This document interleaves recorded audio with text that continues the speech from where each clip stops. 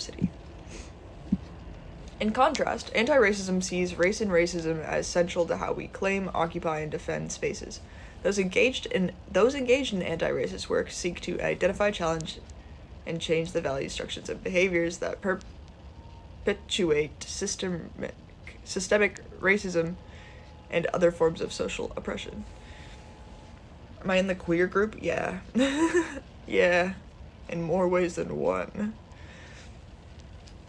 I think I have no, okay. We don't have to get into that. In Ontario, a report by the professional... I can't read. Okay. In Ontario, a report by the Provincial Advisory Committee on Race Relations marked a pivotal shift away from multicultural approaches in schools and towards anti-racist approach. The report criticized multiculturalism practices that focus on material and exotic dimensions of culture, such as food, dress, and holidays, that failed to deal with racial discrimination and inequities which are systemic within the policies and practices of educational institutions. What do these even mean? Ontario legislation now requires all school boards to develop their own ethnocultural equity and anti-racism policies within parameters set by the Ministry of Education and Training.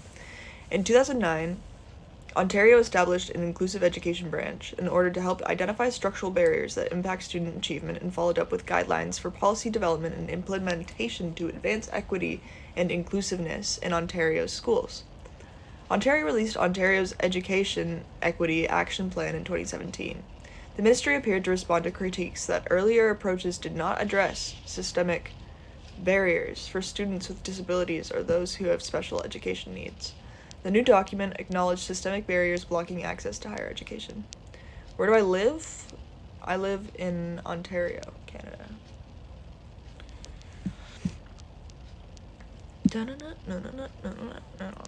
Okay. Anti-racism challenges white privilege, but also allows space for white persons to be part of the production of anti-racist identity. Given that the majority of teachers in Canadian schools are white, it is imperative that everyone be committed to an anti-racist framework. White teachers need to reflect on the ways in which they reproduce colonialist, imperialist, and capitalist histories in their classrooms. Slay. Okay. Sandra Acker. Sandra Acker is a retired professor emerita?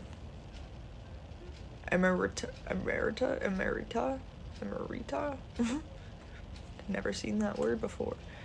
Of the Department of Sociology and Equity Studies at the University of Toronto's Ontario Institute for Studies in Education. Jesus! That is a wordy title. Department of Sociology and Equity Studies at the University of Toronto's Institute for Studies in Education. Jesus.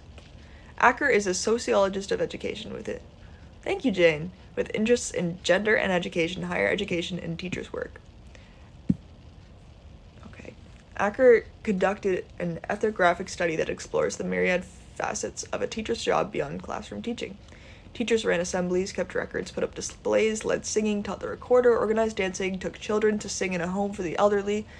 Let's put a finger down which one of these I've had. Had assemblies, kept records. Oh, this is teachers, but I guess. But I put in display? No. Or actually, probably.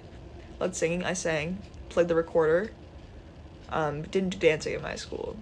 We did sing in a home for the elderly at one point. Collected money, my school, kind of did, for, charities and stuff. Conferred with parents. Teachers do be doing that. This is a long-ass list. Met together, consulted educational psychologists or other specialists, purchased or collected supplies, presented curriculum evenings for parents, attended PTA activities, ran sports matches, reorganized the school library, took charge of the school fair, and went on courses. Damn, long-ass list. We tend to take for granted that somehow all of the above will get done without considering who is responsible for that work or whether it will even be considered work. Hold on.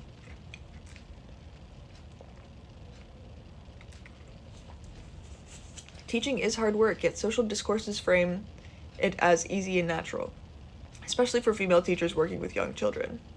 The teaching of young children is often framed as an extension of women's maternal abilities. Acker, while demonstrating that gender indeed shapes people's perceptions of teaching, challenges the notion that teaching is simply an extension of the caring work that women routinely provide to their children. Makes sense. Acker also draws our attention to the importance of considering schools as workplaces. So much attention is paid to the schools as spaces for children that we often fail to consider what they mean to the work lives of adults. Together with Anne Wagner and Kamine Mayuzumi, Acker published an edited volume exploring schools as workplaces in Whose University Is It Anyway? Power and Privilege on Gendered Terrain. Very interesting. Thank you, Dart Monkey, for all the likes. Racism, Curriculum, Perception, and how do you fucking say that? Thank you, Dart Monkey. Pedagogy. Pedagogy. That's a weird fucking word. Oh my god, no way, it's Lil Honey real. Pedagogy. Pedagogy. Pedagogy. Has anyone heard this word before? Because I have not. Racism, Curriculum, Perception, and Pedagogy, apparently. Canadian American and British studies documented the racialized treatment of students across all levels of schooling. Thank you for following, Lil Huddy. In American primary schools, white boys have been found to be the most likely recipient of teacher attention, followed by boys of color, followed by white girls. Girls of color are the least likely to receive attention from their teachers. Thank you, Kat. Morris's American research on working-class black girls and their middle school classroom experiences demonstrates how teachers encourage the girls to conform to a normative model of a docile femininity. Teachers hold racialized perceptions about black girls' femininity, perceiving the girls as coarse and overly assertive. Rather than focusing on girls' academic development, teachers focused more on their social etiquette. I like this textbook. It's very forward-thinking, which is very nice. Like, I like that it actually educates on, like, issues and shit. The girls' actions, well, I guess that's what sociology is, but the girls' actions were seen as challenging to authority, loud, and not ladylike, and thus drew the teacher's attention. Black Canadian high school students report similar experiences of being ignored in their classes and being treated as unimportant by teachers, administrators, and fellow students. Goddamn. In addition to being ignored, students can also experience this imbalance in the opposite way, by being more heavily scrutinized. In Nova Scotia, for example, students who identify as black are 1.5 times more likely to be placed on an individual performance plan during their schooling, while Indigenous students are 1.4 times more likely to be placed on an IPP than their white counterparts. However, despite this prejudice, or perhaps in response to the history of discrimination, groups such as Indigenous students have innovated ways in which to use their culture as a means of resilience and success within educational settings. My lips are dry as fuck. I took a little rip before this. A little rip, if you know what I'm saying. So the mouth will be getting a little dry, if you know what I mean. Excuse me?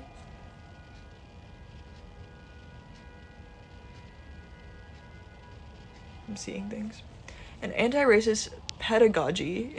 That's such a stupid fucking word. Is that how you say it? Pedagogy. Yeah. Pedagogy. Okay. It challenges educators to be mindful of their own practices, as well as attentive to the problems within curricular materials. Indigenous peoples, for example, have been romanticized or stereotyped in curricular materials in which they are represented either as peacefully living off the land or as savages. Gangter Dewey. Yeah. Hi, Adam. These points were highlighted in the 2015 Truth and Reconciliation Commission of Canada report, which included 12 calls to action specific to education, spanning from the creation of culturally appropriate curriculum to tracking, reporting, and addressing funding gaps for the education on and off reserve Indigenous students. Research on race, schooling, and Black Canadian students.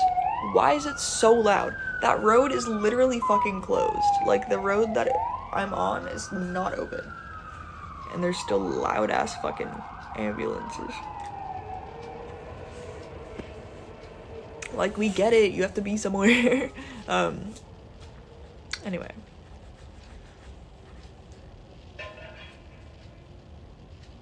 I funna get arrested. So true. Not much Rylan Roselle.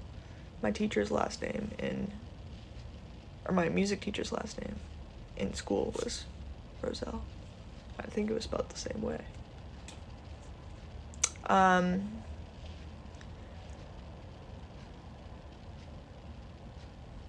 Research on race schooling in Black Canadian students reveals that these students desire a more inclusive curriculum than currently offered in their predominantly white, male, Eurocentric materials used in their classrooms.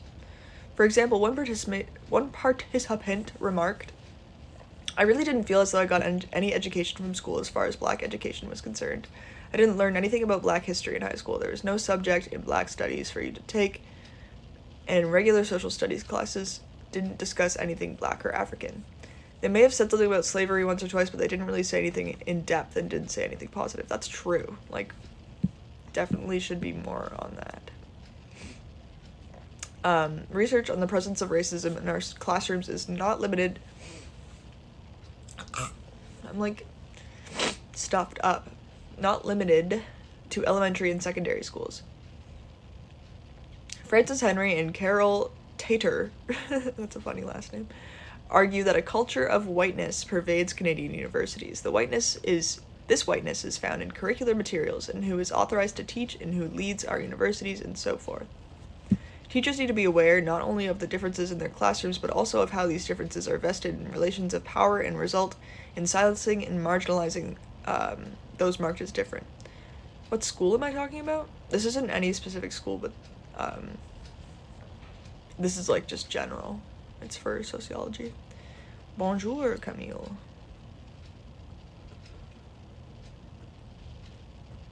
Further, teachers should aim to create classroom spaces, both materially in curriculum materials and socially through interactions and activities that enable students to think through and question their assumptions about the world, and thereby deconstruct the social relations around them. Cultural theory. Cultures tend to reproduce themselves, meaning that cultural values and norms are transmitted from one generation to another. French sociologist Pierre Bourdieu, I was not saying it. I was reading the U as an O for some reason because my brain is not working. Was interested in how inequality was reproduced in this way and how aspects of culture contribute to its reproduction. Oh, really? Dang, that's good. I went to like some tiny ass private school for pretty much my entire schooling experience. So it was predominantly white as well, so they did like some stuff. There was a lot of indigenous stuff that they looked at, but there wasn't a lot on like other cultures, which is kind of not good. Oh, that's kind of close to where I am. I used to live in Oakville, but I went to school in a town called King City. So, yeah. Or a city called King City, I guess. Was interested in how inequality was reproduced in this way and how aspects of culture contribute to its reproduction. He explored, for instance, how privilege is transferred generationally through social symbols that are associated with high status. Bourdieu uses the term, thank you for following Lemon Ice's cream, or Lemon Ice Scream. Probably Lemon Ice Scream. Not too much. Aiden Riley reading some sociology stuff. Bourdieu uses the term cultural capital to explore how people can use particular cultural resources for economic and social success. As discussed in the chapter Socialization and Social Interaction, cultural capital encompasses things like interpersonal skills, habits, manners, where was I? Education, credentials, tastes, and so forth. I have to there. Possessing an expansive vocabulary, understanding how to approach social situations with elegance and grace, feeling at ease in an expensive restaurant, and wearing designer clothing are just a few examples of cultural capital. Thank you so much, Serenity. Serenity? Is that how you say that? I think so. I can't, my brain keeps gaslighting me into thinking everything I'm, saying is false. Or not false, but just, everything I'm reading, and I can't read. I'm telling myself I cannot read. Note that these qualities tend to be associated with high status. Cultural capital, then, like trumps in a game of cards, is power that defines the chances of profit in a given field. This capital is made up of resources, and not all resources are valued equally. In our class-based society, for example, attending the opera carries more cultural capital than going to a country music concert, just as playing golf garners more cultural capital than being a wrestler. With regard to education, Bourdieu agreed that schools reproduce existing power relations. They are not value neutral. Bourdieu argued that the culture of the dominant class is successfully reproduced through schooling because schools endorse a particular way of speaking, writing, and behaving.